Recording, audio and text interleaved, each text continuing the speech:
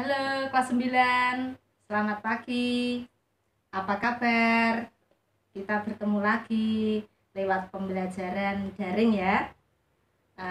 Anak-anak, seperti biasa, sebelum kita mengawali pembelajaran ini, mari kita terlebih dahulu berdoa. Mari kita berdoa. Ya Tuhan, terima kasih atas penyertaan Tuhan pada pagi hari ini Tuhan.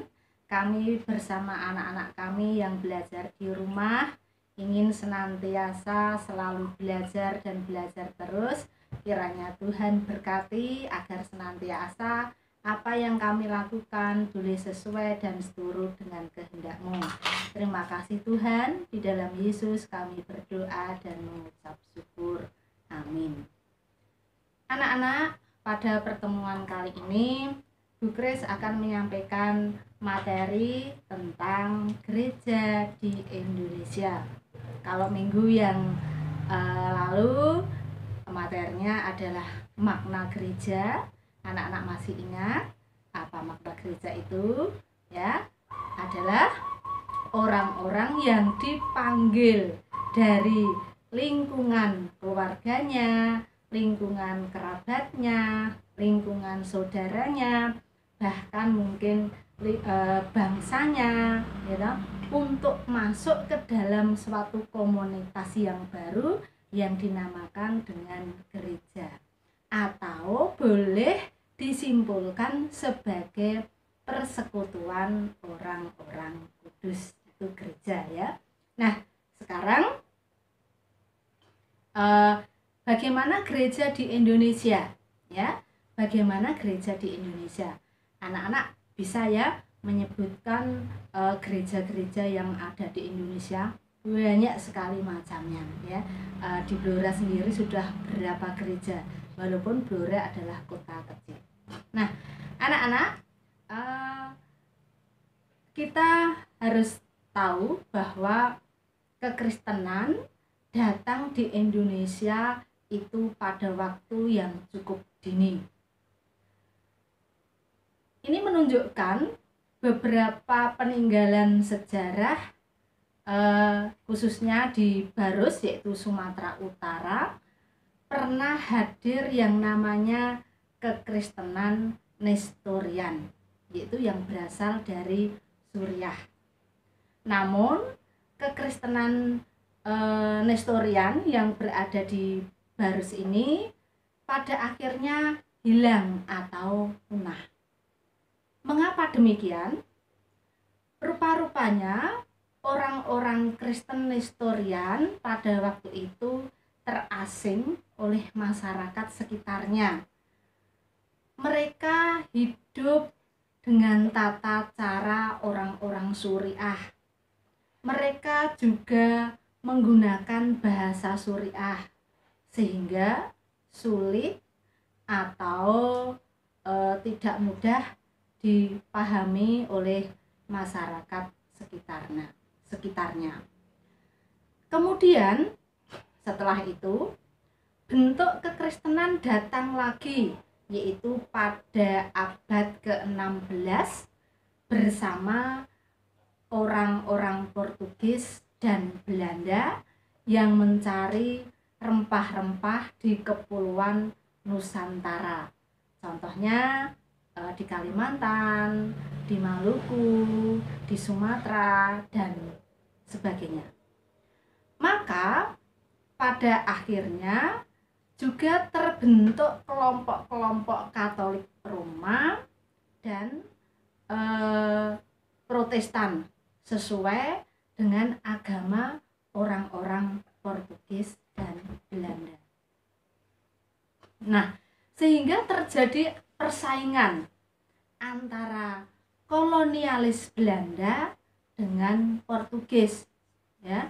Ini juga akhirnya melahirkan suatu persaingan gereja Katolik Roma dan gereja-gereja Protestan.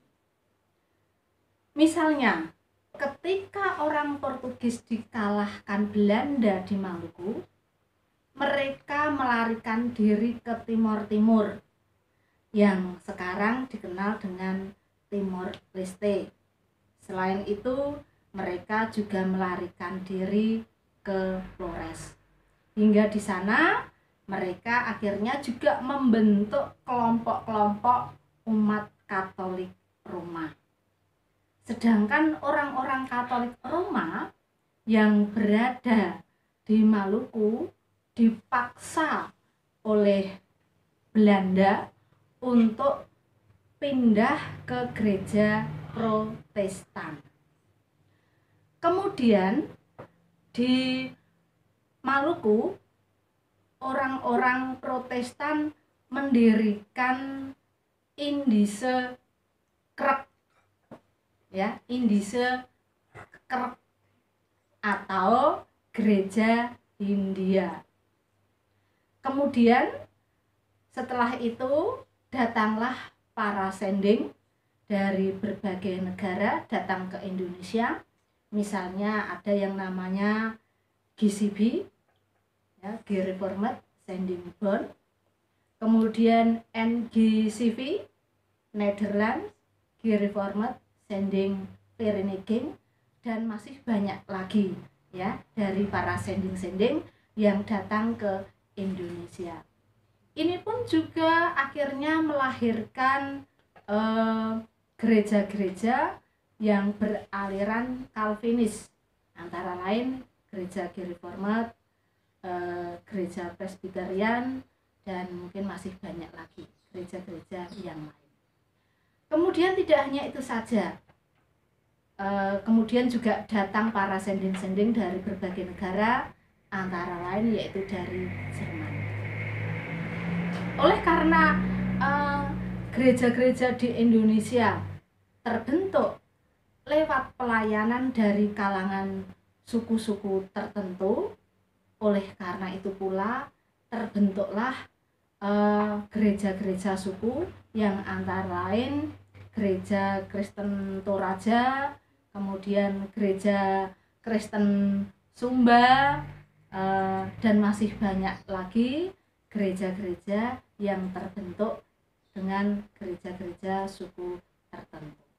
Nah, oleh karena itu, untuk menghindari suatu perpecahan antara gereja yang satu dengan gereja yang lain, maka tepatnya pada tanggal 25 Mei tahun 1950 ada 22 gereja di Indonesia mendirikan suatu perkumpulan yang namanya adalah DGD atau Dewan Gereja-Gereja Dunia, yang kemudian dari DGD itu berubah menjadi PGI atau Persekutuan Gereja-Gereja di Indonesia.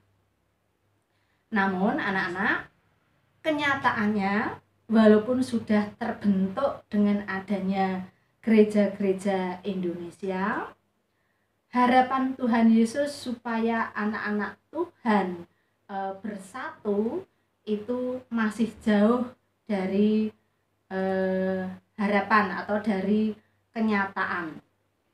Namun pada tanggal 30 Mei tahun 2013 menjelang sidang raya ke-10,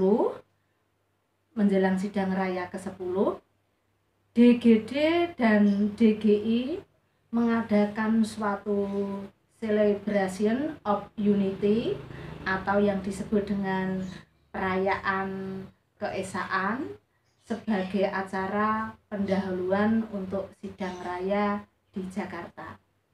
Ini adalah merupakan suatu pesta rohani yang ingin menunjukkan semangat dan harapan kesatuan dari berbagai gereja yang ada di Indonesia.